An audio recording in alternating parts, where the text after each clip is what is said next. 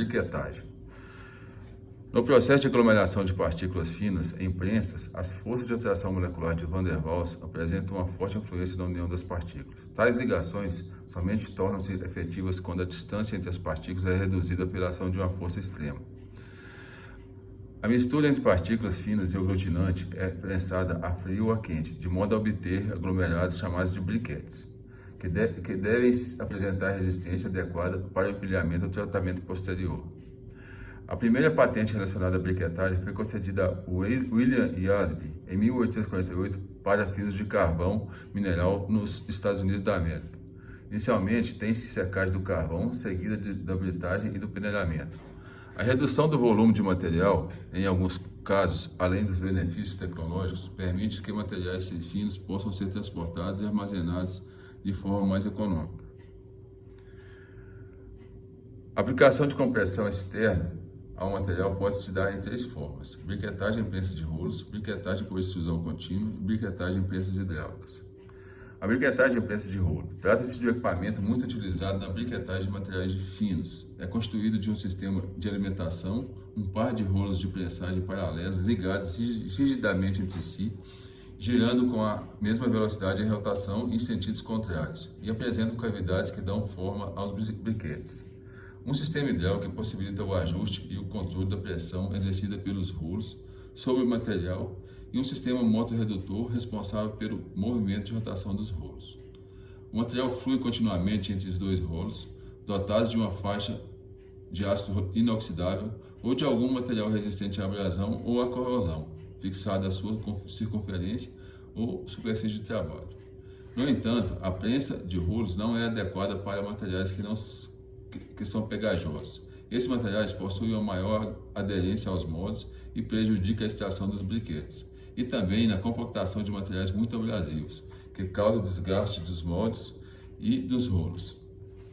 O processo de briquetagem nos rolos pode ser dividido em 4 etapas. Primeiro, preparação. Consiste em determinar as características de compactação do material a ser briquetado e do tipo de equipamento que deve ser utilizado, facilitando a adesão das partículas finas. As propriedades do material permitem conhecer não só o valor da pressão aplicada, como da taxa de compactação requerida pelo material. O conhecimento do coeficiente de atrito do material permite gerar uma previsão de comportamento do mesmo no momento da saída dos rolos. A quantidade de aglutinante ou ligante necessária para a produção dos briquetes com boa resistência mecânica depende, entre outros fatores, da qualidade do material a ser briquetado e do próprio aglutinante. Quanto menor for a quantidade de partículas grossas, menor será a quantidade de aglutinante necessária para gerar um briquete de boa qualidade.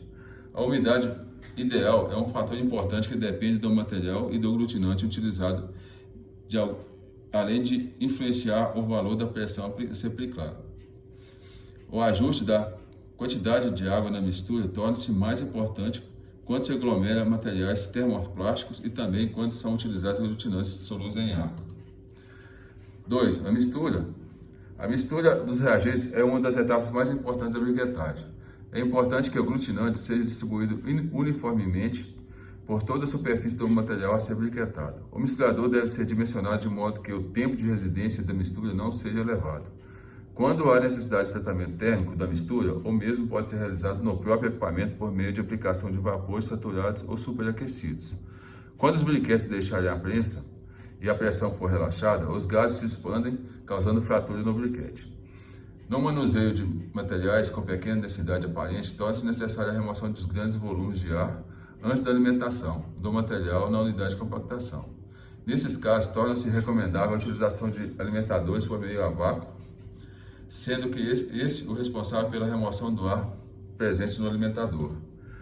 3. A compactação. A compactação se dá no espaço existente entre os dois rolos montados um diante do outro, que gira com velocidade de rotação igual em sentidos contrários. A pressão exercida sobre o material cresce de forma progressiva ao longo do segmento do rolo, a partir do ponto em que se inicia a ação da força de compressão sobre o material, atingindo seu valor máximo no ponto de menor distância entre os dois rolos, caindo de forma abrupta até a liberação e saída do aglomerado. A forma das cavidades do equipamento e do briquete é em função da susceptibilidade do material à compactação. Para materiais que apresentam dificuldade de compactação, São utilizados formas arqueadas, eliminando o plano de divisão dos briquetes, ocorrendo então uma distribuição mais uniforme da pressão. Essa distribuição mais uniforme permite a utilização de pressões mais elevadas.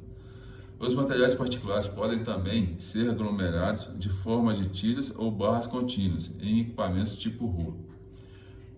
No caso de produtos obtidos em equipamentos do tipo de tiras, são removidos horizontalmente, podendo se alimentar diretamente aos fornos, utilizados em etapas posteriores do processamento. Se os rolos possuírem superfícies lisas, o material adquire uma forma tabular ou de uma barra e é denominado de tablete, fita ou barra. Quando as superfícies dos rolos possuem cavidades ou moldes, da mesma forma e tamanhos, a rotação dos rolos faz com que essas cavidades se situem em uma posição simétrica.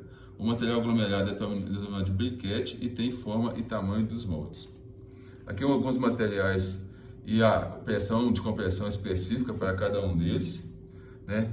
E o 4, vamos falar sobre o tratamento térmico. A fim de apresentar a resistência mecânica desejada, os briquetes são submetidos a um tratamento endurecido realizado à temperatura ambiente, em estufas e secadores, mais ou menos 400 graus centígrados, em fornos acima de 1000 graus centígrados.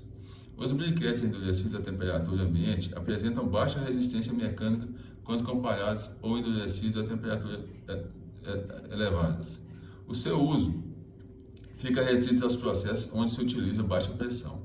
Nos briquetes endurecidos em alta temperatura, o minério, os aditivos e as impurezas são presentes são responsáveis pela ligação entre as partículas. Para evitar a fratura devido a choques térmicos, também permitir o manuseio dos briquetes ou tabletes, logo após a sua formação, os mesmos devem ser imediatamente aquecidos à sua formação e em seguida resfriados lentamente, segundo uma velocidade controlada. Na aglomeração de finos de coque de carvão, os briquetes produzidos devem ser aquecidos até 600 graus centígrados, a fim de recuperar todo o alcatrão e ainda presente no processo. Após esse tratamento térmico, a quantidade de materiais rolados é reduzida de tal forma que permite a utilização dos briquetes como material redutor em altos fornos. E aqui um desenho dos tabletes e dos briquetes durante a compactação e a briquetagem. Vamos ver só isso, muito obrigado.